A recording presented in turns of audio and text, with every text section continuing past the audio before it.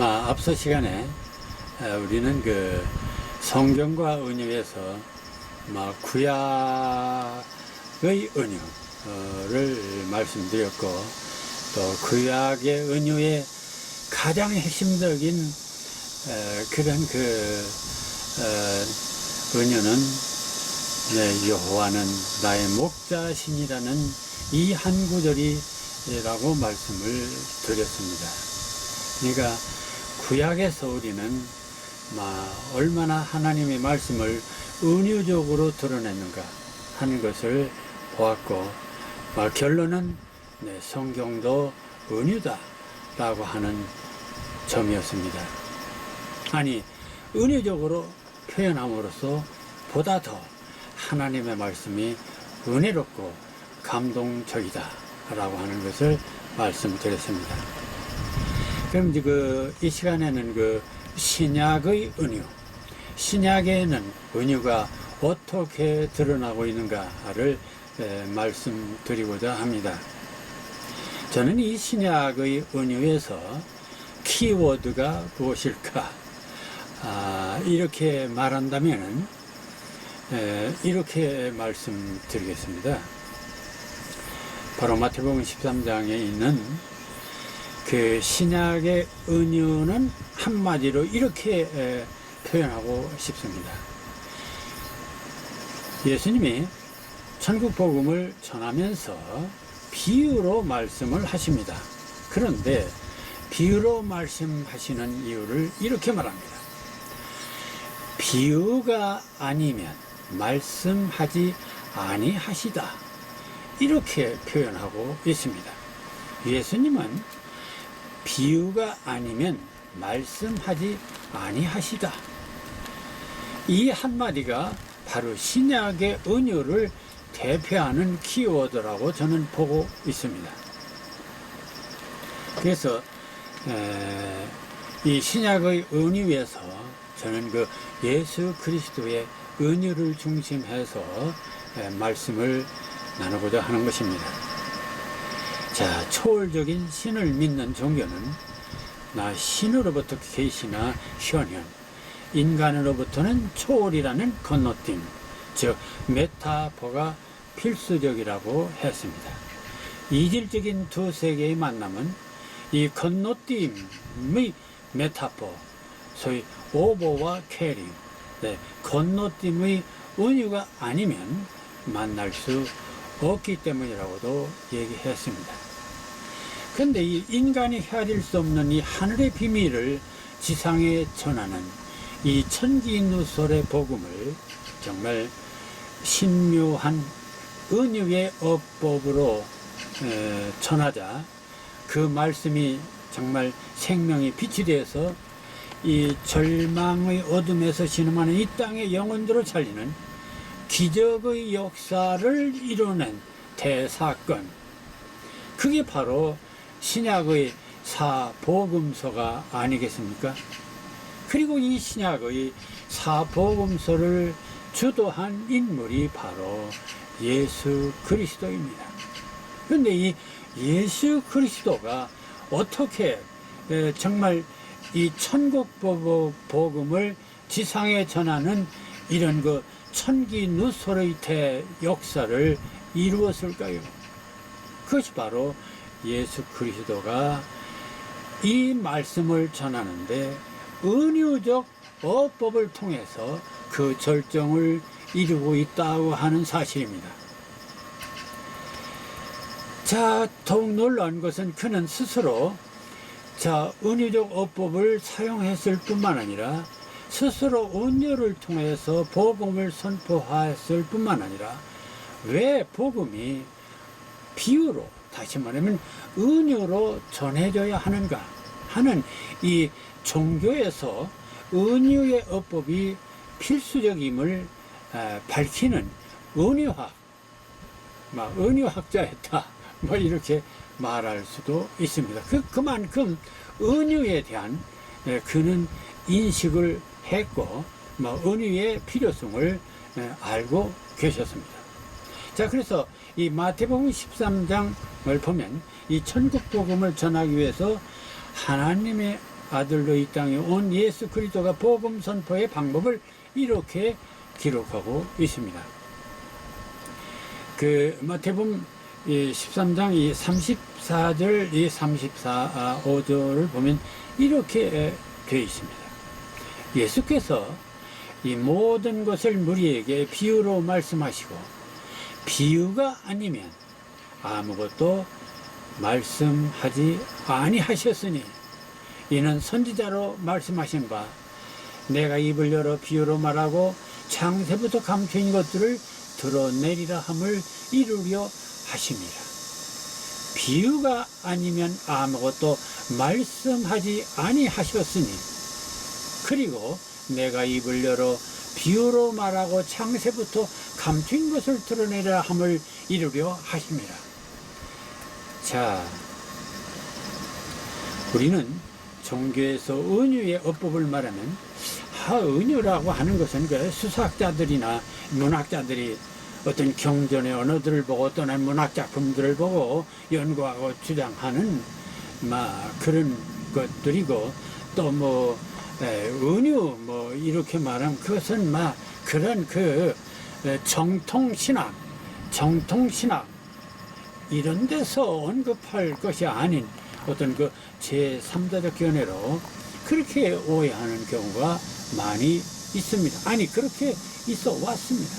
그런데 이런 그 신약의 대복음서 마태복음서에서는 천국 복음을 전하는 예수 그리스도 자신이 이 모든 것을 무리에게 비유로 말씀하시고 비유가 아니면 아무것도 말씀하지 아니하셨으니 이 모든 것을 비유로 말하고 비유가 아니면 아무것도 말하지 않았다는 표현은 복음은 반드시 비유 즉 은유로만 전해야 하는 필연성을 단적으로 말해주는 것이 아니겠습니까? 그리고 덧붙여 비유로 말해야 하는 이유를 또 밝히고 있습니다. 내가 입을 열어 비유로 말하고 창세부터 감춘 것들을 드러내리라 함을 이루려 하심이니라. 이런 말씀을 보면 그 예수 그리스도 자신이 이 비유란 뭐냐? 감추인 것의 드러냄.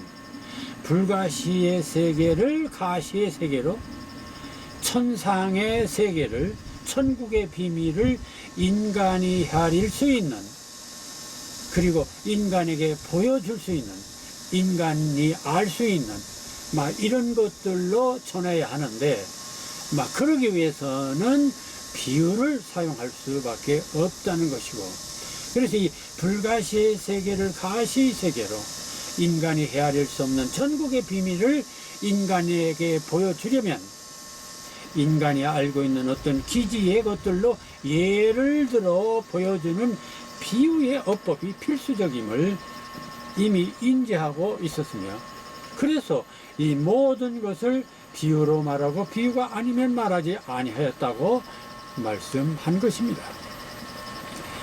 이는 종교란 은유요 상징이요 비유라고 하는 것을 바로 신성과 인성을 지닌 예수 자신이 분명하게 인지하고 천명한 것입니다. 자, 그런데도 최근 이 기독교 내에서 성경에서 신화적인 요소, 즉 은유나 상징적인 요소를 삭제해야 한다는 소위 탈신화적 주장은 종교의 근본을 모르는 소치라 하겠습니다. 그들은 그 알량한 이성으로 감히 이 내면의 세계, 천상의 세계, 하나님의 세계를 드러낼 수 있겠습니까? 드러낼 수 없죠. 드러낼 수 없으니까 이성만을 고집하는 그들로서는 은유를 인정할 수가 없고 신화를 인정할 수 없고 이야기를 인정할 수가 없는 것입니다. 자, 그러나 철학자 하이데거조차도 지적했듯이 진리는 신은 은폐되어 있기 때문에 숨어 있기 때문에 그것을 드러내는 방법이 뭐냐? 그것은 이성이나 철학의 잣대로 드러낼 수 있는 것이 아니라고 했습니다. 그럼 정말 진리를, 신을 드러내는 방법이 뭐냐? 그것은 시적인 방법, 다시 말하면 은유적인 방법이 아니면은 드러낼 수 없다고 얘기한 것입니다. 사실 마태복음 13장은 천국복음을 온통 소위 비유, 즉 은유로 선포하고 있는 대표적인 장입니다. 그래서 이 13장에는 직접 비유라는 말을 그리스도가 언급한 것을 포함해서 12번이나 등장하고 있습니다.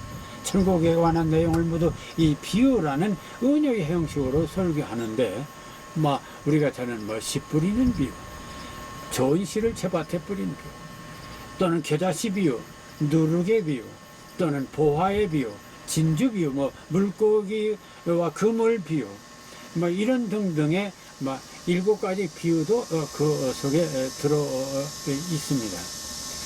자, 그래서 성경학자들은 이 신약의 복음서엔 3분의 1 이상이 비유로 되어 있다, 이렇게 말하고, 또 어떤 학자는 복음서의 비유가 66개다라고 하는데, 그런데 이들이 말하는 비유는 예컨대, 또 천국은 마치 좋은 친구가 진주를 구하는 장사와 같으니 극히 값진 진주 하나를 발견하며 가서 자기의 소유를 다 팔아 그 진주를 사느니라. 또는 나는 포도나무요 너희는 가지니 저가 내 안에 내가 저 안에 있으면 이 사람은 과실을 많이 맺나니 나를 떠나서는 너희가 아무것도 할 수 없음이라. 이런 등등의 이야기 비유, 아니면 어떤 설명의 비유, 이런 비유를 포함해서 66개다, 3분의 1이다, 이렇게 말하는 것이죠. 자, 이것은 뭔가 비유의 본질을 잘 모르는 그런 해석이라고 봐야 됩니다.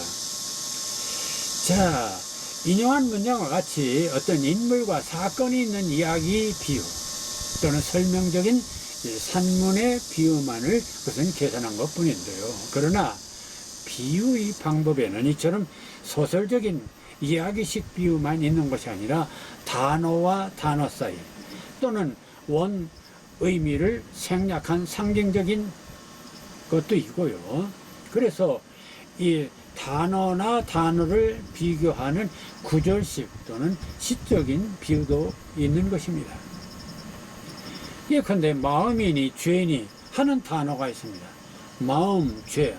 근데 이 마음이니 죄니 하는 것을 이성적으로 논리적으로는 이해가 됩니다. 마음이다, 죄다, 이게 뭐라는 것을. 그러나 막연하게 또 이게 절실하게 느껴지는 것은 아닙니다. 그런데 예를 들어서 내 마음은 호수요 하면 마음이 지금 어떤 상태냐, 호수 같은 상태다. 그래서 마음이 어떤 것이라고 하는 것이 잘 드러납니다. 그뿐입니까? 자, 죄가 많다, 그런 얘기 많이 한데, 예를 들어서 피와 같이 붉은 죄, 눈같이 희겠네, 이렇게 표현하면 어떻게 됩니까? 피와 같이 붉은 죄, 아니 그냥 죄라고 해서는 필요 없습니다. 그러나 피와 같이 붉은 죄, 눈같이 희겠네, 피와 눈, 자, 이런 비유를 동원해서 표현한 구절식 비유가 됨으로써 비유도 죄의 잘못됨이 피처럼 붉은 빛깔이 되어서 가슴 깊이 두렵고 떨리는 감정으로 느끼게 되는 것입니다. 이게 바로 은유의 힘이고 효과이기도 합니다. 자, 그런 점에서 우리는 이야기식의 은유만 있는 것이 아니라 구절식 은유도 있고, 우리들 일상생활에서도 끊임없이 우리는 은유를 발견하게 됩니다. 자, 마태복음에서 예수님의 최초 산상설교를 우리는 잘 알고 있습니다. 그럼 우리는 이제 여러분들 설교를 한다고 합시다. 예를 들어서 복음을 전하는 설교 행위, 최초의 설교라고 볼 수 있죠. 이 5장에서 7장만 보면 여기서 이 구절식 은유를 대표적인 것만 골라보면 이런 것들이 나옵니다. 5장 볼까요? 마음이 가난한 자, 의에 줄이고 목마른 자, 너희는 세상의 소금이니 너희는 세상의 빛이라. 오른이 너로 실족하게 하거든. 하나님의 발등상, 큰 임금의 성, 한토록도 희고공케 할 수 없다. 왼밤을 취하던 오른뺨, 너희 아버지의 아들. 다 이거 은유 아닙니까? 6장을 보면 너희 앞에 막 이런 게 있습니다. 나팔 불지 말라. 오른손이 하는 일을 왼손 모르게. 하늘 아버지 보물을 땅에 두지 말라. 너는 몸의 등불. 또 7장을 보면 눈 속에 있는 티, 눈 속에 있는 들보, 진주를 돼지에 던지지 말라. 이리, 열매, 가시나무, 포도, 엉겅퀴, 무화과, 반석, 비, 창수, 바람, 주추, 모래. 자, 네, 그 산상순, 이렇게 산상설교의 내용도 구구절절히 은유의 형식으로 되어 있습니다. 이것은 이야기식이 아니라 구절식 은유죠. 자, 그러니까 이렇게 계산해 본다면 성경에는 은유로 가득 차 있다고 봐야 하겠습니다. 아니, 그리고 성경 전체가 사실은 하나님의 말씀, 천국 복음에 관한 하나님의 말씀을 전하는 그 전체가 사실은 상징이고 은유가 아닙니까? 그러니까 우리는 구구절절히 또는 이야기를 세부적으로 나눌 수도 있지만 성경 전체가 따지고 보면 하나의 은유다라는 사실이고 그것은 하나의 상징이라는 사실입니다. 자, 그런데 이 기독교의 성경에 그래서 나는 이렇게 생각합니다. 오늘날 많은 분들이 설교를 하고 또 설교가 감동이 없다고 말합니다. 왜 오늘날 설교가 감동이 없습니까? 그것은 바로 그 설교 내용이 마치 대학 강의처럼 논리적으로 설명하기 때문이 아닙니까? 아니면 그냥 내용을 지적으로만 전달하는 그런 배달부 역할을 하는 것이기 때문에 그렇지 않습니까? 감동이 없다는 것입니다. 왜 감동이 없는가? 비유로 되어 있지 않기 때문에, 은유로 되어 있지 않기 때문입니다. 더욱 우리가 깨달아야 할 것은 도대체 예수님 자신이 산상수훈에서 보듯이 또 산상설교에서 보든지 구구절절히 비유로 드러내셨습니다. 그러면서 비유가 아니면 말씀하지 않겠다고까지 하셨습니다. 그게 바로 설교학입니다. 그것이 예수 그리스도의 설교학이에요. 그런데 오늘날 설교자들은 어째서 예수님의 설교를 따르지 않고 있습니까? 그래서 저는 문학 설교학, 문학은 반드시 문학적이어야 된다. 설교는 반드시 문학적이어야 된다. 그래서 문학 설교학이라고 하는 신학 공부를 몇 년 하면서 제가 얻은 결실은 설교는 반드시 문학적이어야 한다. 그리고 선교도 문학적이어야 된다 하는 것이 제 주장이었고 그것을 문학설교학으로 저서로 낸 바가 있습니다. 자, 그런데 기독교의 성경에 나타낸 은유적 이미지를 보면 다른 사물도 있지만 또 유독 이 몸 전체 또는 몸의 감각기관 또는 신체기관들, 즉 아버지와 아들, 피와 살 등 이런 그 은유적 이미지로 해서 하나님의 인간 구원이란 근본 교리를 드러내는 결정적인 상징 또는 계시물을 몸 은유로 주로 사용하고 있습니다. 이는 이 기독교가 지상의 다른 어떤 종교들의 은유 이미지와도 구별되는 바로 몸 은유, 몸 종교임을 앞으로 보다 더 설명을 드리고자 하는 것입니다. 자, 이 필자의 이 성경이 이처럼 은유적인 어법으로 또 천국 복음을 드러내고 있음을 확인하면서 결국 종교란, 믿음이란, 진리란, 은유의 이 오색빛 무지개 다리를 오가면서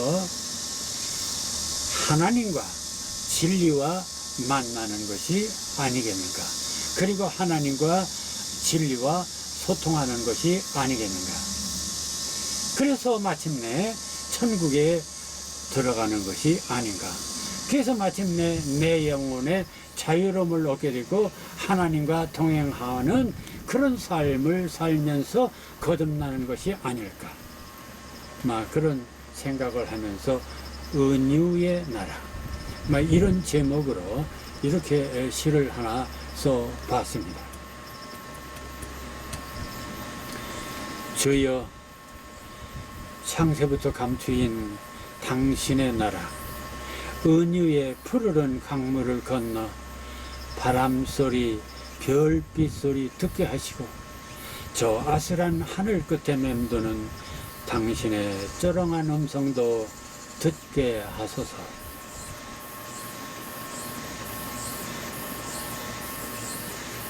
주여, 희미한 내 시력을 거두어 주시고 답답한 시간의 허물을 벗고 말씀으로 무성한 은유의 숲길을 지나 진달래, 개나리, 백합화 흐드러진 당신의 꽃밭을 거닐게 하소서. 주여, 닫혀진 문들을 활짝 열게 하시고 언약의 무지개로 드리워진 은유의 돌다리를 지나 꽃 피고 세우는 당신의 나라로 들어가게 하소서. 홍문표의 은유의 나라. 감사합니다.